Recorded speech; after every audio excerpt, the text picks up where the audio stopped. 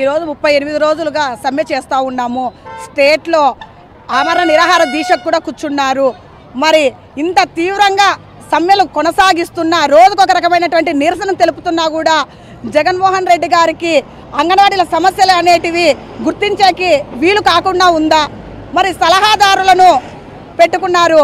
వాళ్ళు ఇచ్చేటువంటి సలహాలు అమూల్యమైనటివిగా ఉండాలి, కానీ మరింత సమస్యను ఉధృతం చేసే విధంగా ఈరోజు ఉన్నాయి.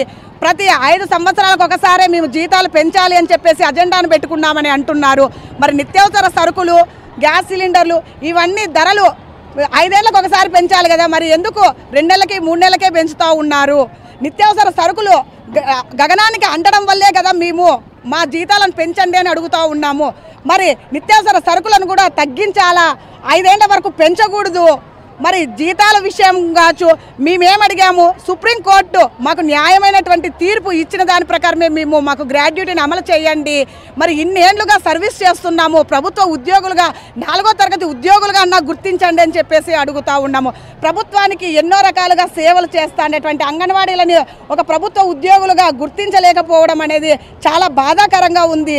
చిన్నపిల్లలను, శామ్యాన్ పిల్లలను కావచ్చు, గర్భవతులను, బాలింతలను, వీళ్ళ ఆరోగ్యాలని ఎప్పుడు వెనువెంటే ఉండి ఒక అమ్మలాగా, ఒక డాక్టర్ లాగా ఇన్ని విధాలుగా వారికి మేము సేవలు అందిస్తూ వస్తూ ఉన్నాము. ఒక పౌష్టికాహార లోపాన్ని గుర్తించి వాళ్ళలో మీకు ఈ విటమిన్ లోపం ఉంది, మీరు ఇలాంటి ఐరన్ రిచ్ ఫుడ్ తీసుకోవాలా, మీ హిమోగ్లోబిన్ శాతం పెరగాలి అంటే ఈ విధంగా చేయాలా, మీరు ఇలా పరిశుభ్రంగా ఉండాలని చెప్పి పరిశుభ్రతను కూడా వాళ్ళకు తెలియజేస్తూ ఉన్నాము. చైల్డ్ మ్యారేజెస్ని ఆపుతూ ఉన్నాము. మేము ఆ రోజు నెత్తి మీద మాకు చేయి పెట్టి నేనున్నాను, నేను విన్నాను, నేను చూశాను అని చెప్పారు.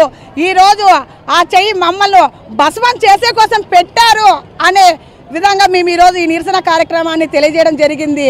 ఈ పొద్దు అంగన్వాడీల మీద ప్రభుత్వం ఉక్కు పాదాన్ని మోపింది అని చెప్పేసి తెలియజేస్తున్నాం. ఇప్పటికి ఆమరణ నిరాహార దీక్షలు చేస్తున్నారు.